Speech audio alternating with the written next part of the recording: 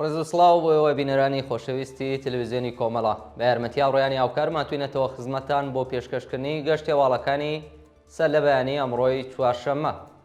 سەرەتا سەردێڕی چەند هەواڵ.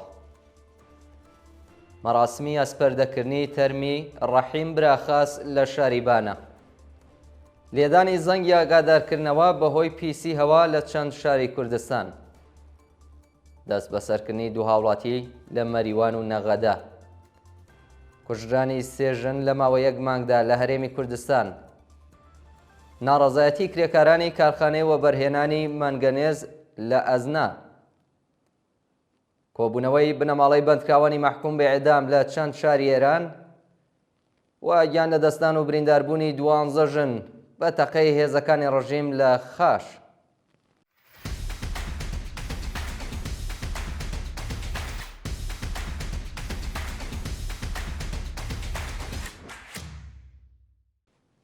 مەراسمی ئەسپەردەکردنی تەرمی ڕەحیم براخاس لە شاریبانە. ڕۆژی سێشەممە دەی پوشپەڕ مەراسمی ئەسپەردەکردنی تەرمی ڕەحیم براخاس کرێکاری گیانبەختکردووی خەڵکی بانە بە بەشداری چالاکانی مەدەنی و کرێکاری ئەو شارە بەڕێوەچوو. ڕۆژی شەشی پوشپەڕی ئەمساڵ ڕەحیم براخاس لە کاتی ڕزگارکردنی گیانی باڵندەیەک لە تەلی کارەبا بەهۆی بەڕێگرتووی بریندار و پاش 2 ڕۆژ بەستەری بوون لە نەخۆشخانەی شاری سەقز بەهۆی قورسی برینەکانی گیانی بەخت کرد. ڕۆژی سێشەممە مەراسمی پرسە و سەرخۆشیە و کرێکارە ژینگە دۆستە بە بەشداری بەرینی چالاکانی مەدەنی و کرێکاری و خەڵکی بانە بەڕێوەچوو و ڕێز لە یادی ئازیزی گیرە. لێدانی زەنگی ئاگادارکردنەوە بەهۆی پیسبوونی هەوا لە چەند شاری کوردستان. بەهۆی شەپۆلی خۆڵبارین لە شارەکانی سنا، کرماشان و ئیلام زەنگی ئاگادارکردنەوە لێدراوە و داوا لە هاوڵاتیان کراوە لە ماڵ نەچنە دەرەوە. بە پێی دیمەنانەی کە لە تۆڕە کۆمەڵایەتیەکان بڵاوکراوەتەوە ڕێژەی پیسی هەوا لە شارەکانی سنا، کرماشان و ئیلام لە ستانداردی تۆمارکراو زۆر بەرزتر بووە. بەو بۆنەوە ڕێکخراوی بێداشت و دەرمان داوای لە منداڵان بە ساڵاتچوان و کەسانی نەخۆش کردووە کە بە هیچ شێوەیەک لە ماڵ نەچنە دەرەوە. هەروەها بەو کەسانەی کە ناچارن لە ماڵ دەربچن ڕاگەندراوە کە حتمەن ماسک و دەمامک بەکاربهێن. دەست بەسەرکردنی دوو هاوڵاتی لە شارەکانی مەریوان و نەغەدا. لە ڕۆژانی ڕابردوودا دوو هاوڵاتی خەڵکی شارەکانی نەغەدە و مەریوان بەناوەکانی عەلی قەپچاقشاهی و فایق باستان تەمەن 62 ساڵ لەلایەن هێزە ئەمنیەتیەکانەوە دەست بەسەر کراون. ڕۆژی چواری پوشپەڕی ئەمساڵ عەلی قەپچاقشاهی تەمەن 54 ساڵ نووسەر و دەرهێنەری شانۆی خەڵکی نەغەدا لە هێرشی دارەی تڵات بۆ سەر ماڵەکەی دەست بەسەر و بۆ شوێنێکی نادیار ڕاگوێزراوە. لە شاری مەریوان شارۆمەندێک بە ناوی فایق باستان خەڵکی گوندی سۆفی بلە لەلایەنی تڵاتی سوپای پاسدارانەوە دەست بەسەر کراوە و تا بێستا هیچ زانیاریەک لەسەر چارەنووسی لەبەردەستدا نییە.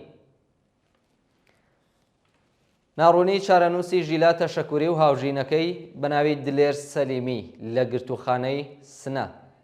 ڕۆژی سێشەممە 27 جوەزەردان دلێر سەلیمی هاوڵاتی خەڵکی شاری سەقز لەلایەن هێزە ئەمنیەتیەکانی ڕۆژیمەوە دەست بەسەر کراوە و دوای 4 ڕۆژ هاوژینەکەشی بە ناوی ژیلا تەشەکوری دەست بەسەر و بۆ بەندیخانەی سنا گواستراوەتەوە.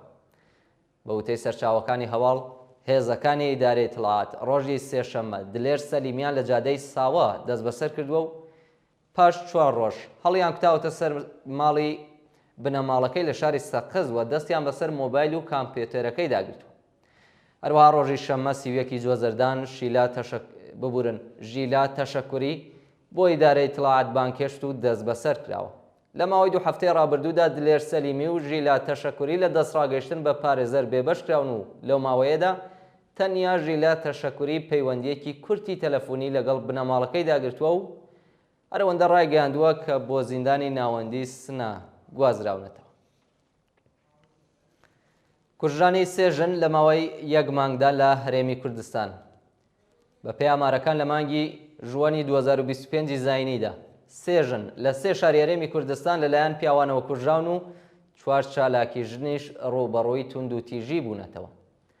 لە ڕۆژی 2 ژواندا قوتابیەکی گەنجی خەڵکی گەڕاکی بنەسڵاوی هەولێر بە ناوی سارا فەرەیدون بە شێوەی گوماناوی گیانی لەدەستاوە و هەندێک لە سەرچاوەکانی هەواڵ هۆکاری گیانبەختکردنی و کچیان خۆکوژی ڕاگەیاندووە.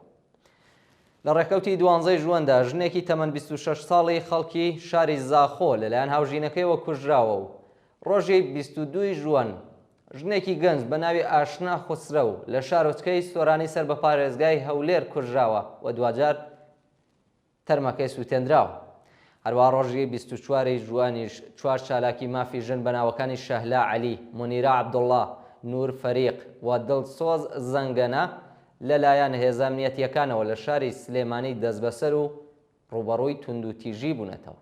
جێگای ئاماژەیە کە لە 5 مانگی سەرەتایی ساڵی 2025 بەلانی کەم 14 ژن لە هەرێمی کوردستان کوژراون، 10 ژن بە شێوەی گوماناوی گیانیان لەدەستاوە و 2 ژنیش بریندار بوون.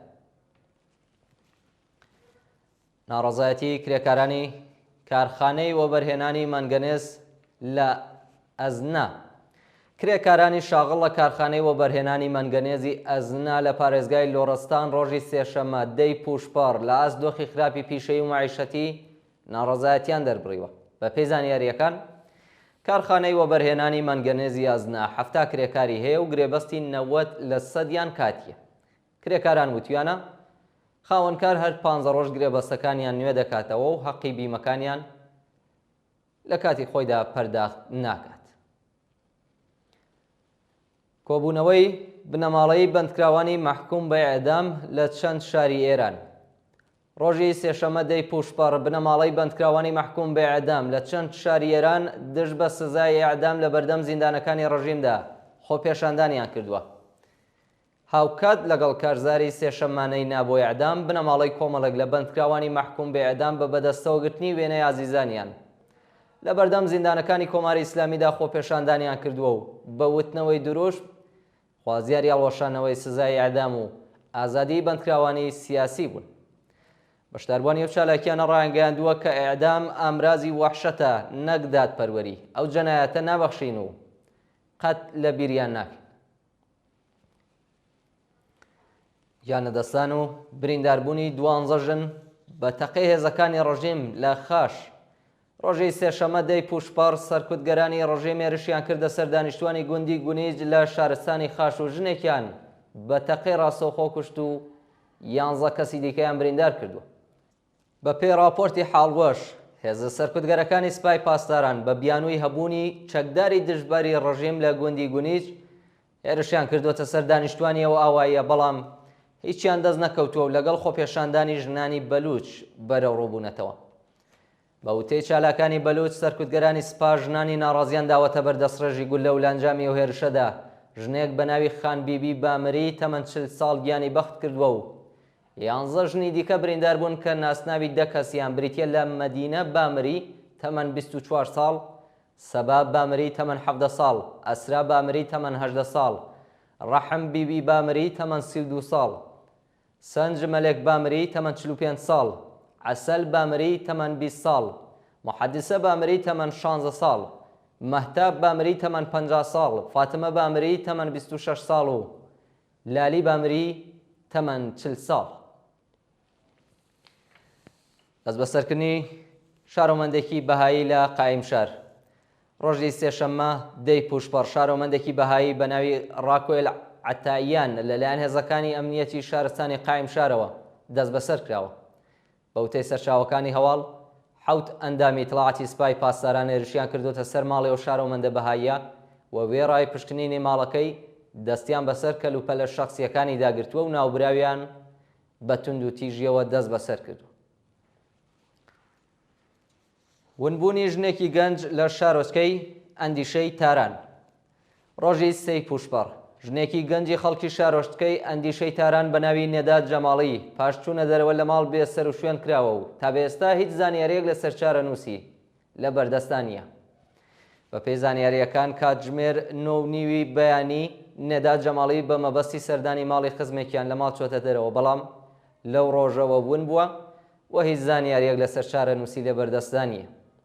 ناوبرا و خێزاندار و دایکی منداڵێکی بچووکە لە 6 ڕۆژی ڕابردوودا هیچ هەنگاوێک لەلایەن هێزە ئینتیزامیەکانەوە بۆ دۆزینەوەی هەڵ نەگیراوە و کەسوکاری نیگەرانی دۆخی تەندروستی ناوبراون.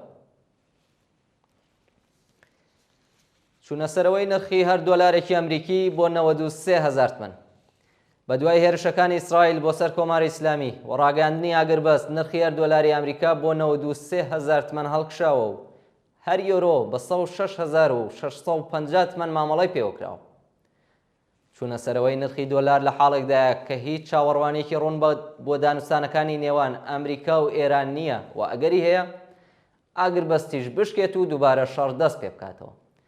ڕۆژی سێشەمە بەرپرسانی دەوڵەتی قەتەر، عەمان و میسر خوازیاری دەستپێکردنەوەی گفتوگۆکانی نێوان ئێران و ئەمریکا و چارەسەرکردنی کێشەکان لە ڕێگەی دیپلۆماسیەوە بوون.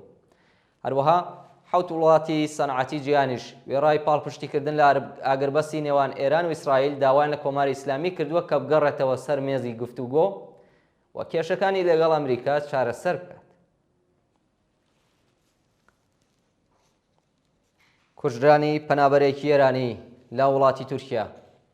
لە ڕۆژانی ڕابردوودا پەنابەرێکی ئێرانی دانیشتووی شاری دنیزلی لە تورکیا بە ناوی سینا خسرەوی لەلایەن کەسانی نەناسراوەوە بە چەقۆ کوژراوە. بە وتەی سەرچاوەکانی هەواڵ، سینا خسرەوی خوێندکاری بواری پزیشکی و چالاکی مەدەنی دانیشتووی شاری دنیزلی بووە کە بە بیانووی چارەسەرکردنی کێشەی دراوسێکانی لە ماڵ هێنراوەتە دەرەوە و بە چەقۆ کوژراوە. شایانی باسە کە ئەو چالاکە مەدەنیە پێشتر راپۆرتی لەسەر دۆخی پەنابەرانی ئێرانی دانیشتووی تورکیا بۆ ماڵپەڕی ئامەد نیوز ناردووە. و دوا هەواڵمان سەبارەتە بە هەڕەشەی هاکرەکانی کۆماری ئیسلامی لە کەسانی نزیک لە دۆناڵد ترامپ. گروپێک لە هاکەرەکانی سەر بە کۆماری ئیسلامی بە ناوی ڕابێرت ئیمەیلی کەسانی نزیک لە دۆناڵد ترامپیان هەک و هەڕەشەی فرۆشتنی زانیاریەکانی نێو ئیمەیلەکانیان کردووە. بەپێی راپۆرتی ڕۆیتەرز، گروپی هەکەری ڕابێرت ڕایگەیاندووە کە ئیمەیلەکانی سوزی وایلز، سەرۆکی دەفتەری کارمەندانی کۆشکی سپی، لیندزی هالیگان، یەکێک لە پارێزەرەکانی ترامپ، ڕاجێر ئێستۆن، ڕاوێژکاری ترامپ و ئیستۆرمی دانیێلز، ئەکتەری پۆڕن کە پێشتر سکاڵای دژی ترامپ تۆمار کردبوو هاک کردووە و دەیانەوێت زانیاریەکانی نێو ئیمەیلانە بفرۆشن. هەرچەند هێشتا مەبەستی ئەم گروپە ئاشکرا نەکراوە، بەڵام لە سەردەمی دەوڵەتی بایدن ئەو گروپە وەکو هۆکاری ببورن وەکو هاوکاری سپای پاسداران دەست نیشان کرابوو. بینەرانی خۆشەویست، گەشتی هەواڵەکانی ئەمڕۆتان پێشکەش کرا. کات و ساتێکی خۆش بۆ هەموو لایەک.